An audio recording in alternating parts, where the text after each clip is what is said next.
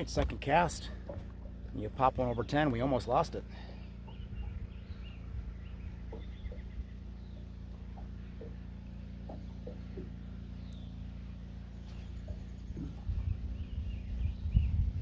That fish came unbuttoned right at the boat.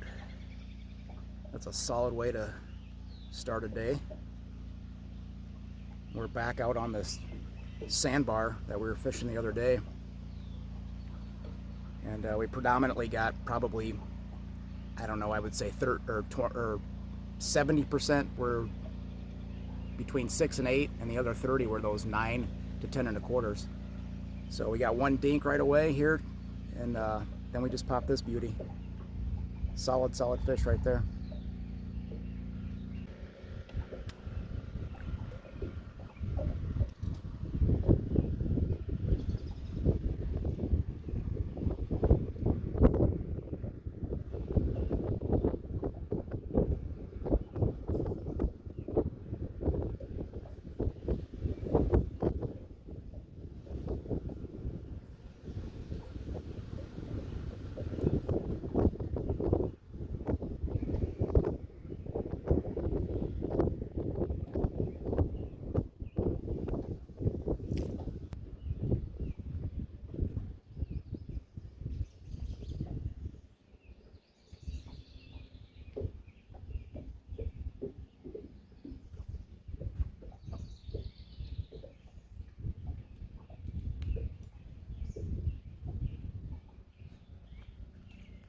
Wow.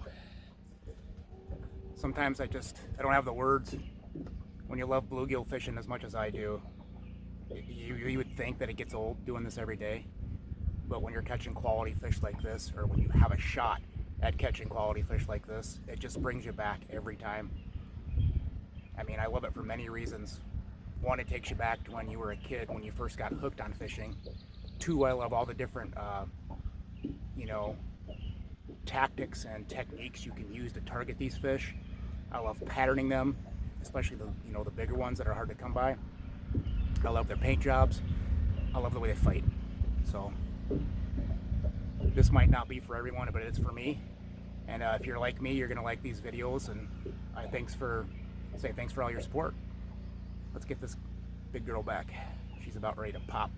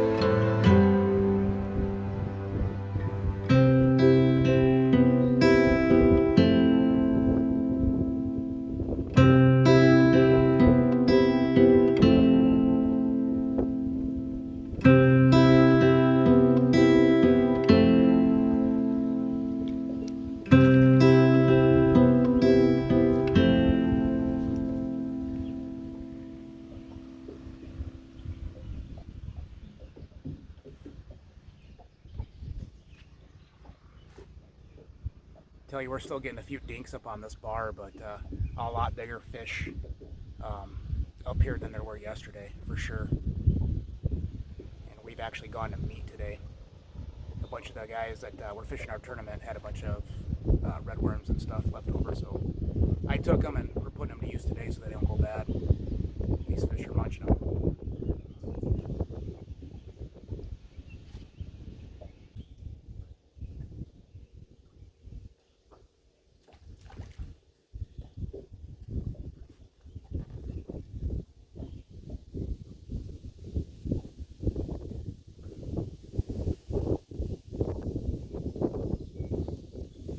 That's not a bad one.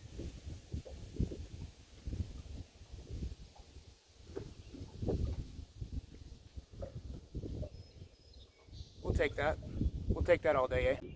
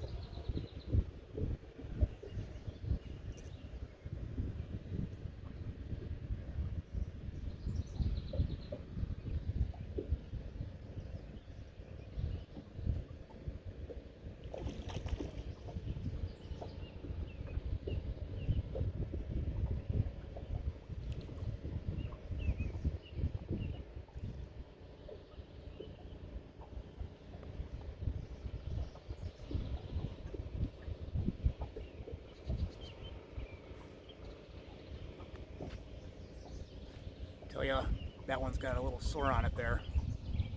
I don't think that's the sarcoma. I believe only crappies can get that, so hopefully that's the case. But what I was going to talk about a little bit is the patterns are really starting to look a lot like summer than they are spring. A lot of these fish are already off the beds and are in recovery stage. A lot of them are still on the beds. It's about half and half right now. Our crappies are done, so I'm kind of leaving them alone right now. I'd like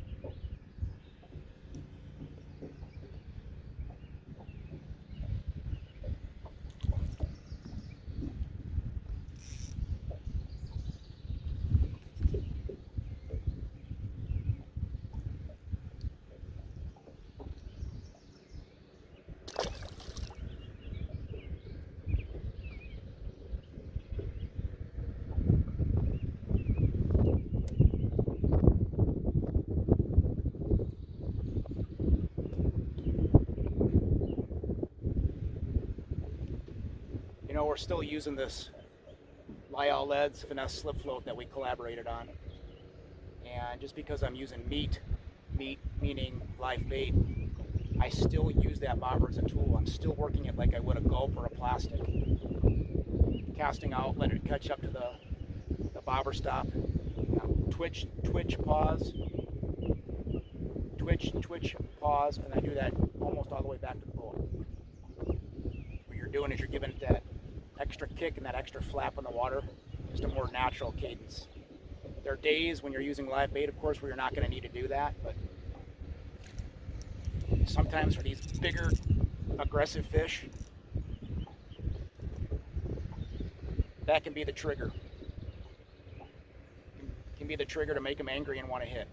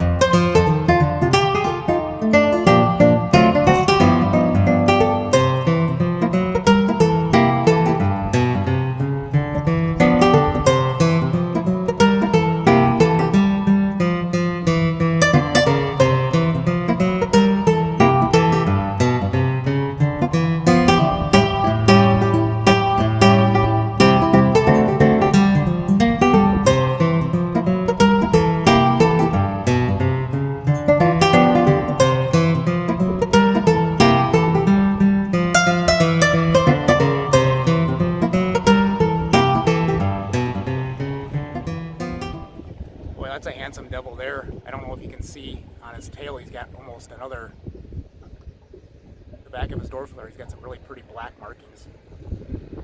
That's different. I think we beat up this spot enough for today. We're gonna go check out another little, it's actually a gravel flat. It's about a 40-yard stretch of 5 to 8 feet of water with a bunch of hard bottoms. So we're gonna go check that out and see what's cooking.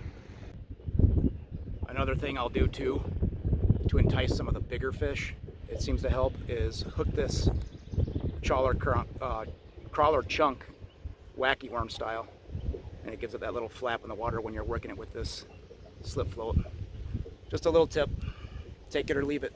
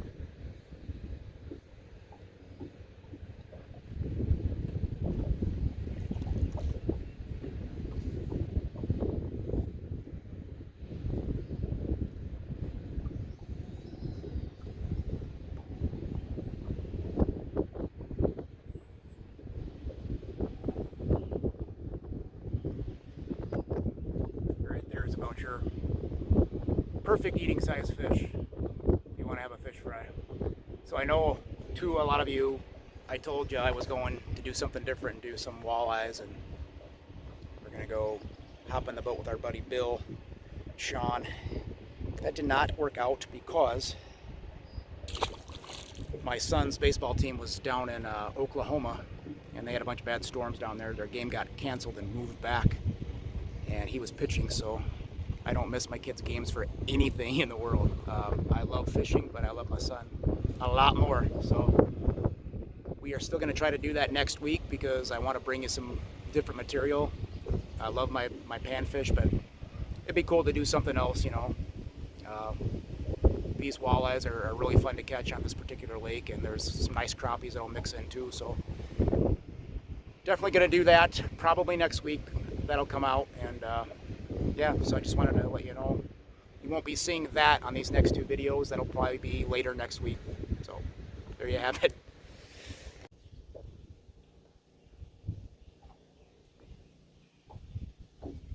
Try fishing to the right and to the left of it. Not much happening, but right in the middle.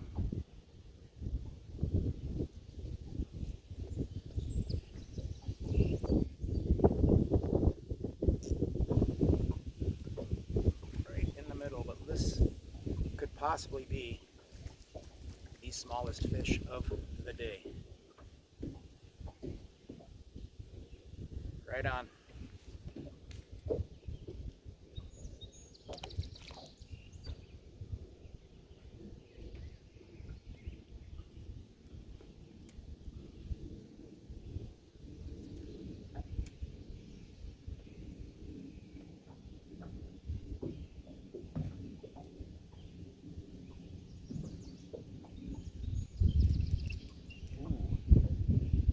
That feels a bit different. I don't know if this is a gill or not. This might be a bass. I don't know. He's digging circles now.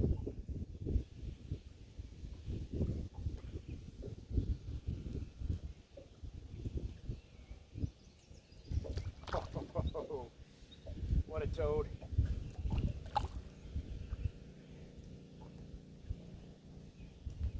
Boy, I knew right away when I set the hook on that one that was a heavier fish. Still probably not the biggest fish of the day by any means, but that's a stud biscuit right there. That's a lot of fun to play with.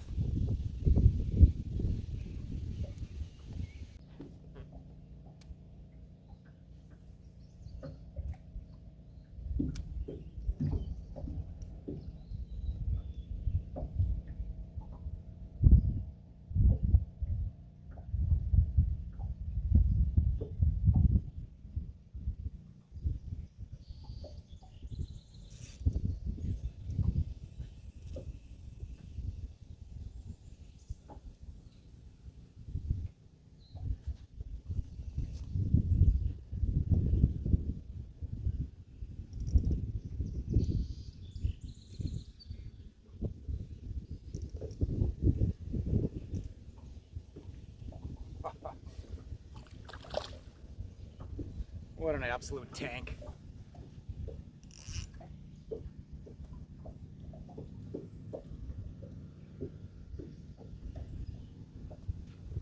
Look at that bruiser. Right off the edge of the fallen tree there. About 6 foot of water. Give him the old twitch paws, and down goes the bobber. What a brute.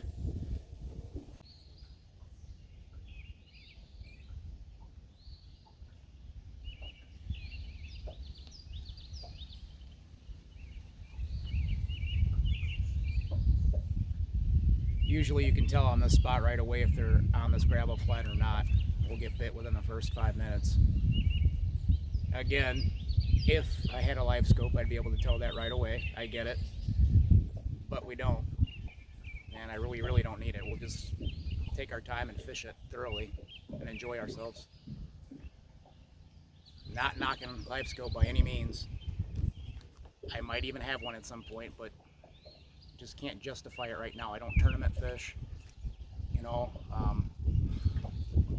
we do okay without it.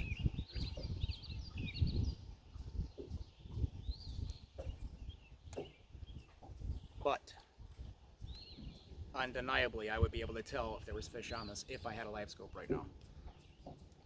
The only other way to do it would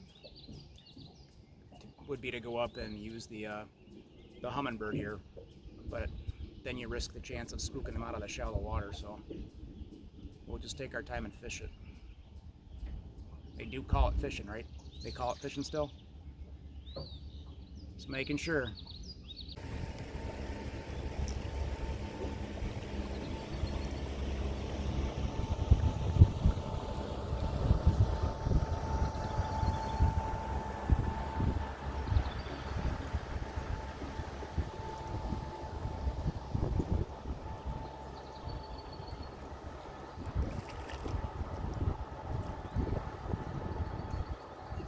Well, there was one up there.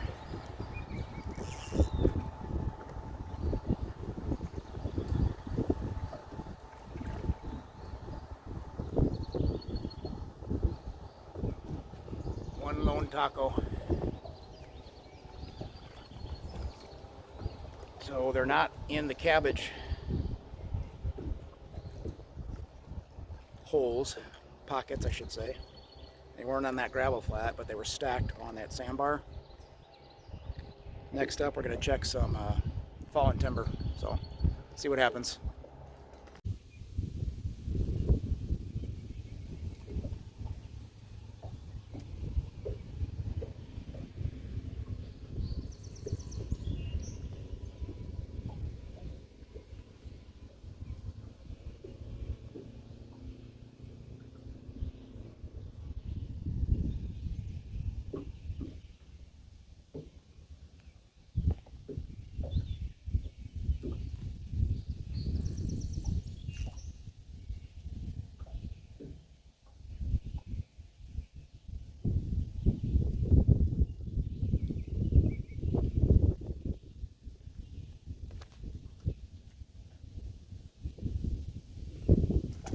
Those are not the right ones.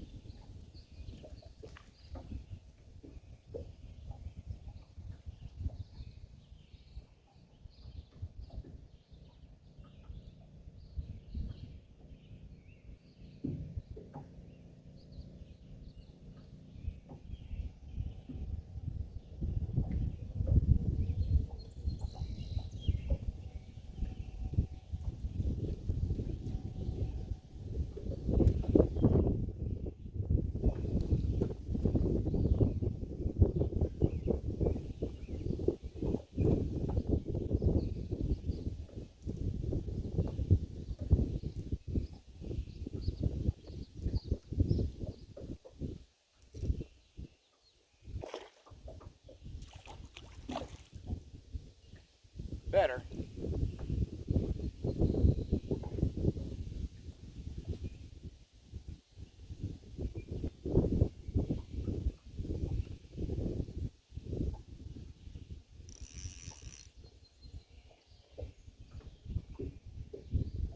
Boy, if anything, check out the paint job on that one.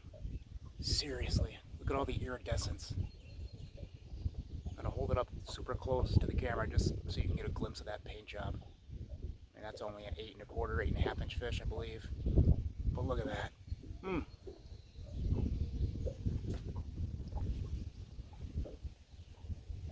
Good stuff.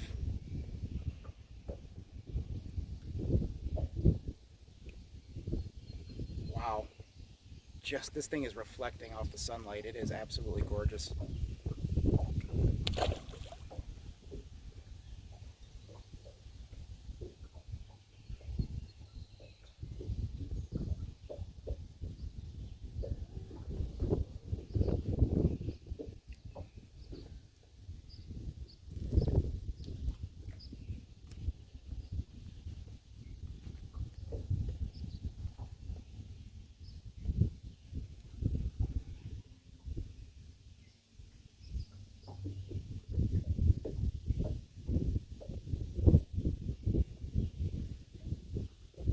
So I got asked a couple times on a couple different social media outlets if I could start taking the time to answer a lot of the questions that you guys had. And you know what? You're right.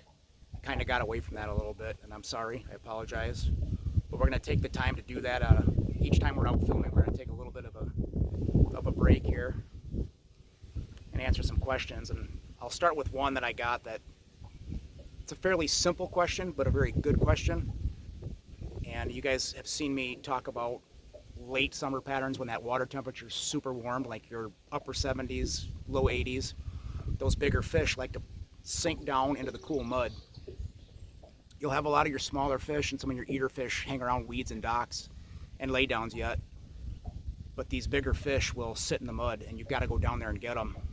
And I was asked what my favorite bait and approach is to do that. We're talking mid-July, early August, specifically. But I like to take this same slip float, and I like to search out mid-depth bays with a muddy bottom.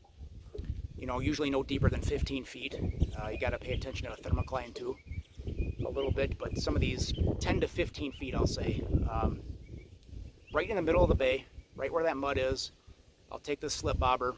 I'll find the bottom, and I'll raise the slip knot up about 6 inches off the bottom to where when I'm still working this float and I'm using my twitch pause cadence, that bait is kind of scraping the bottom of that mud, and the mud is kind of making, you know, silt puffs are coming up. And those fish see that, they come and investigate and they eat. But specifically, the question I got was, what bait? Do I like night crawlers? Do I like redworms? Do I like the gulp? Money in the bank for me is always a redworm. 2 reasons.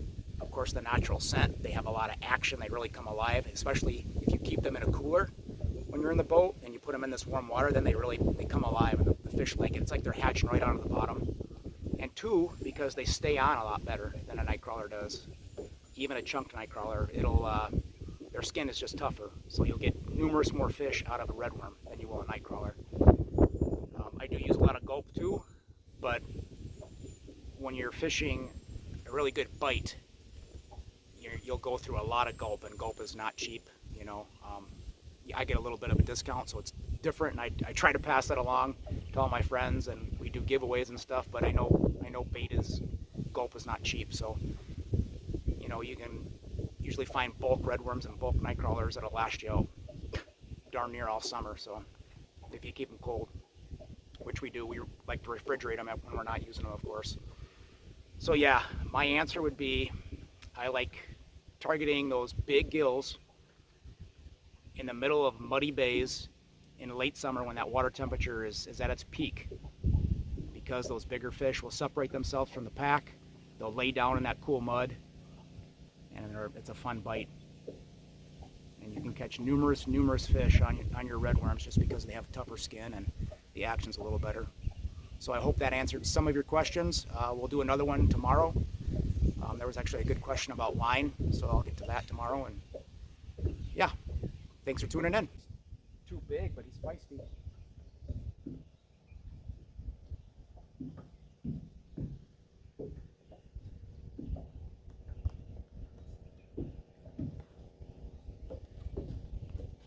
About an 8 1/4, maybe 8 1/2, but look at the bright orange on his breastplate there. That's awesome.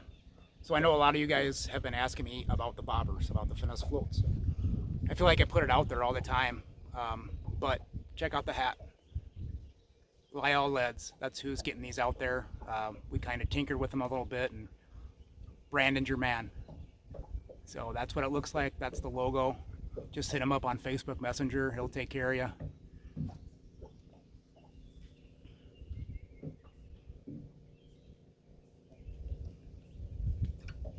And I think that's going to just about do it for us. I'll probably take that initial last cast. That'll turn out to be about 5 or 6 more. But my stomach is growling, so I'm hungry. I'm thirsty, and we got baseball to watch tonight, so thank you for tuning in. I couldn't keep doing this without you. If bluegills and crappies are your thing, then you're in the right place, because we're going to be setting hooks all summer long on different techniques, different locations. As the year progresses, it'll be, always a different bite usually.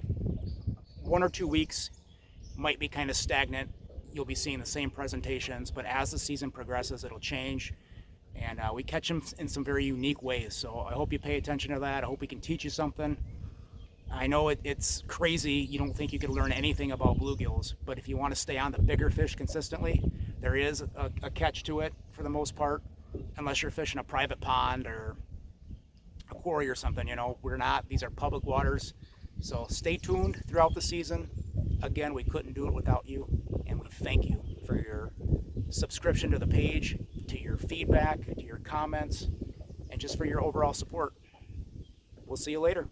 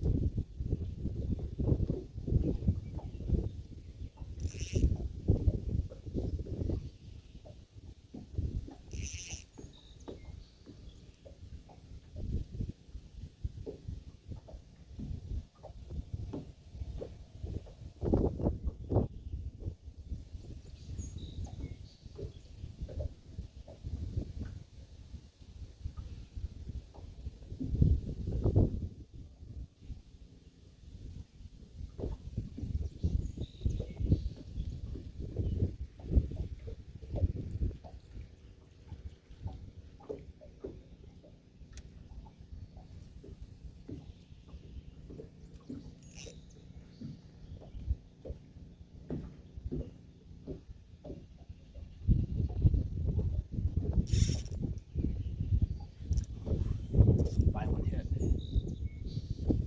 Slip rope jumped out of the water. I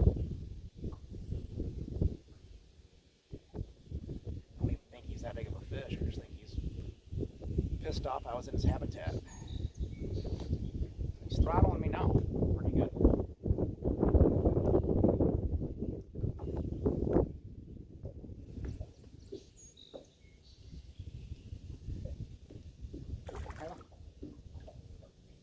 That's a solid fish.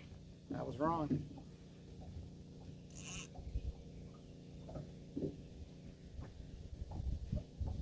So, you can clearly see that not every spot is going to have big bluegills on it. You have to stay consistent. You have to stay persistent. Remain confident in what you're throwing. You might have to adjust a little here and there, but we clearly struggled in spots today. We wouldn't catch any on a certain spot. We'd only catch dinks on a certain spot, but then you keep moving around.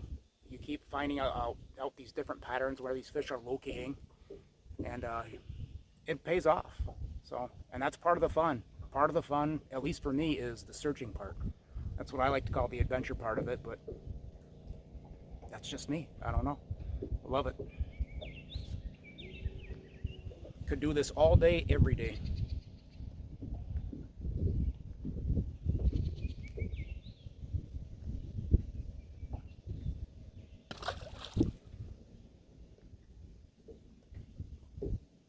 Let's go see if there's another one in that little nook.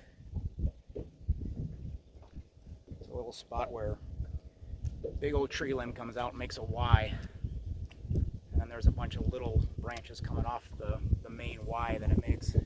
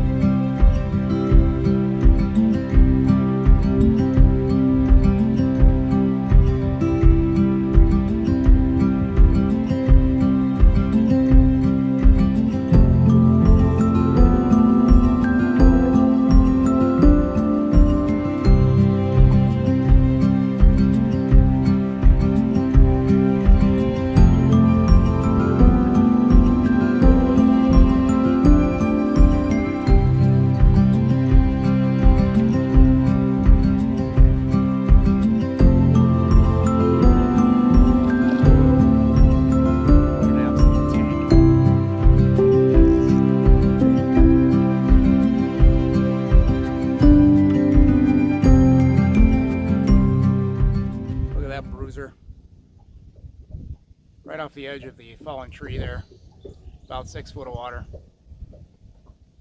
Give him the old twitch paws, and down goes the bobber. What a brute. What'd you think about this heat, Sadie Bear? Yeah, it's for the birds, eh? Sitting on the back porch having a cocktail with Dad.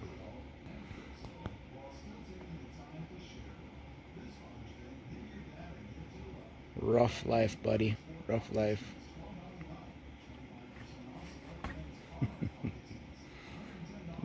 One of my baby girls. I don't know where the other one's at.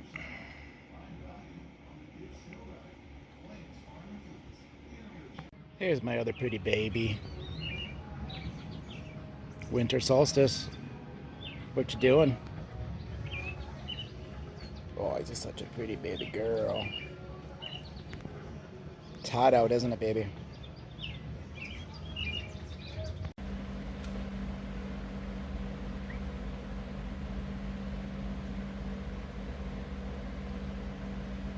Here's a 2-2. Oh, get the ball. Nice job, kid. Nice job. Third out of the inning. Attaboy. Well, good morning. What a difference a day makes. We talk about weather on this channel all the time and how important it is and affecting these panfish and their movements and their feeding patterns. We were almost at 90 degrees yesterday. I think it was like 88. Very hot, very humid. We had a front roll in overnight, brought us some showers and thunderstorms, maybe a 1/4 inch of rain.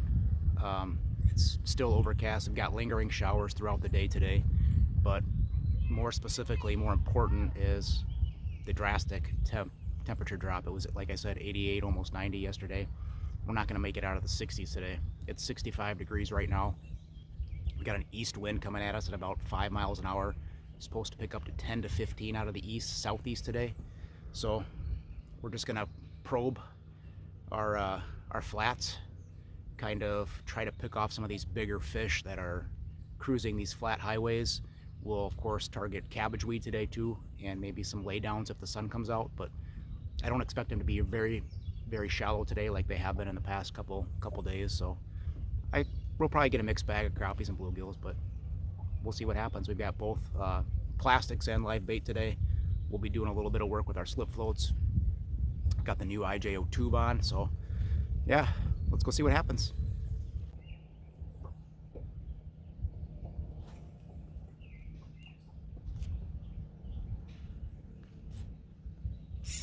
That didn't take long. That's a bass.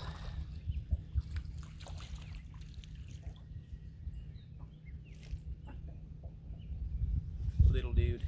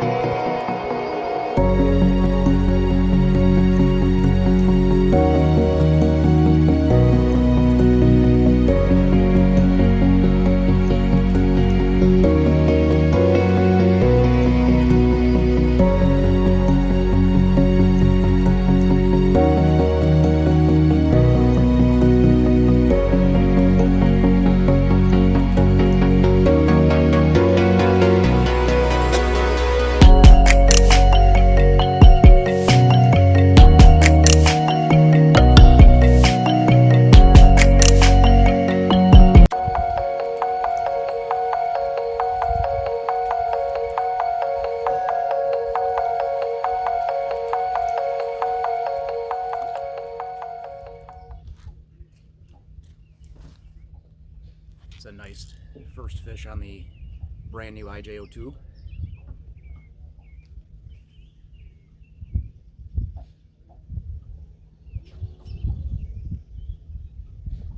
And it's going to be kind of a, every day is a new adventure when you're out fishing, but you know, particularly when you have these drastic drop in temperatures, that's part of the fun. You get to kind of figure things out all over again after you've been on a pattern for so long, but it's not a bad fish.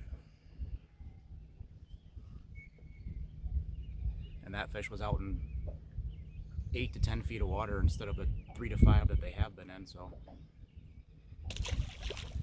it's a start.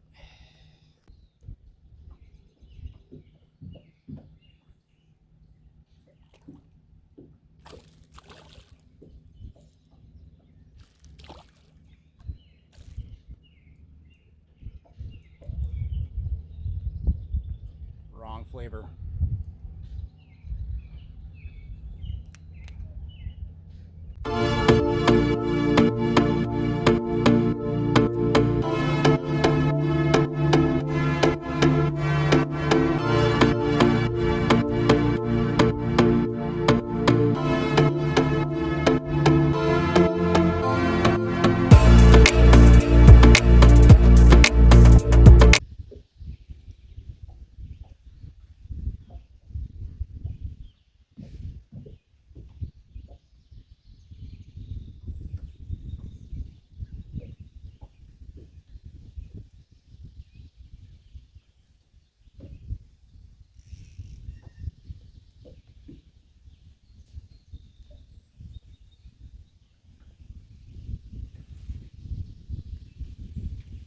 But you can really tell these first couple, medium-sized 9.25 inch fish that we put in the boat this morning look pretty beat up, and that's from spawning. So most of our fish are back in that 8 to 10 foot of water, like I said today. So some of these fish are already done spawning and pushed back out on these deeper ledges and deeper weed edges. I'm going to try a relatively deeper flat, if you will. It's where we've got about a 150-yard stretch of 10 to 12 feet of water, and it's mainly a mud bottom with some sporadic sandgrass growing out of it. I think that's our next option. Wind's picked up out of the east pretty good here, but that flat is a little more protected from the wind. So just dodging raindrops and trying to set some hooks this morning.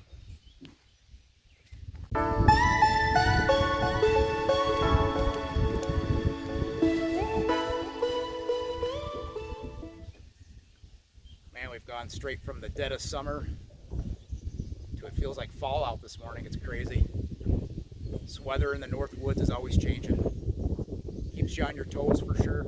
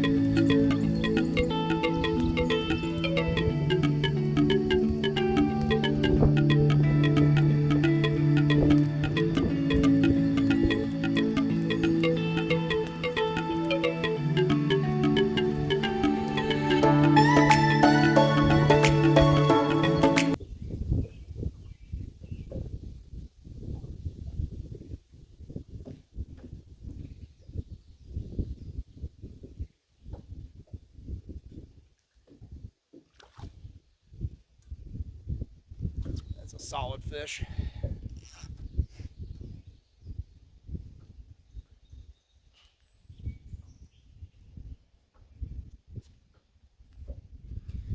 That's a good one there. First big male of the morning. That'll work. If we can stay on a fish like this, I'll be happy for this day that we've got. I mean, that east wind is clipping and I'm kind of limited to where I can get to right now. because these fish are on certain spots, and if you're on one of those spots that happens to be in the middle of this dead east wind, boat control has been a challenge. Let's just say that. So right now we're going to be content picking a few of these fish off, even though some of these spots aren't what I would call too fishy, but there are some fish here, so we're gonna keep after them and see if we can get one even bigger than this. There's nothing wrong with 9.5 inch fish, but we're after those 10s and 11s that are in here, and you just got to keep swinging.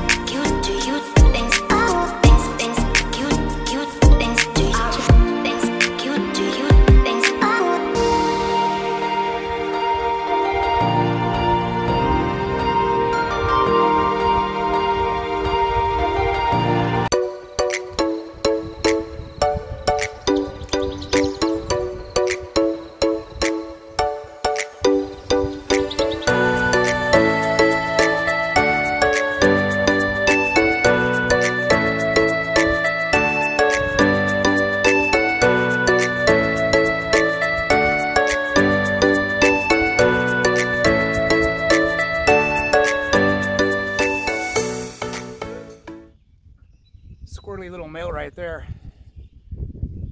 Man, that'd be good on a taco. Perfect size if you're going to keep fish right there.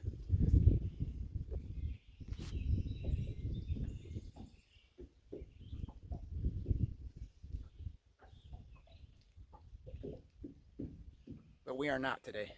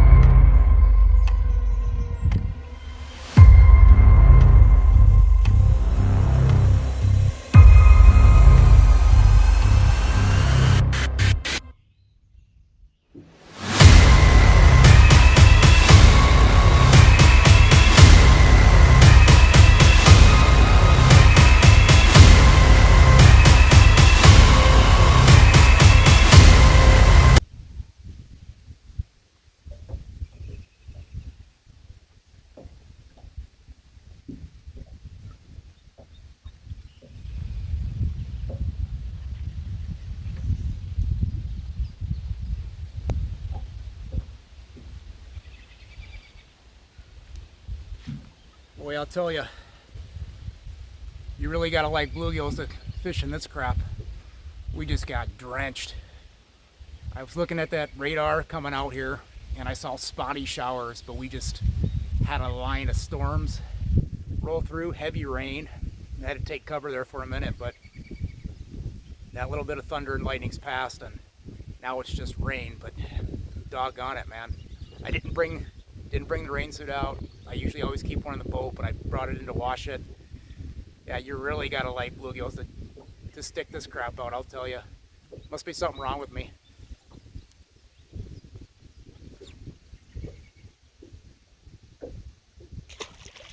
Let's keep swinging, we're already wet. So are the fish, for that matter.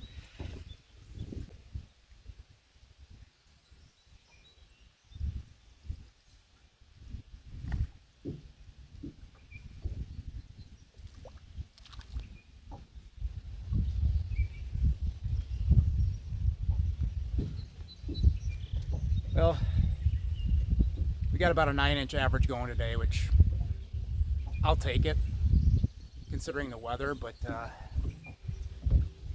don't know, man.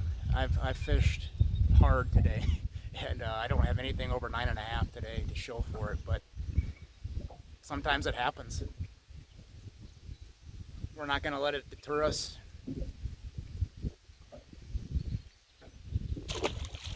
Definitely stuck it out as best as we could today in this weather, but I got about a half hour left. We're going to swing for the fences on this last half hour, and hopefully we can stick at least a 10-inch plus fish today. Otherwise, skunked on 10 inchers. But it happens.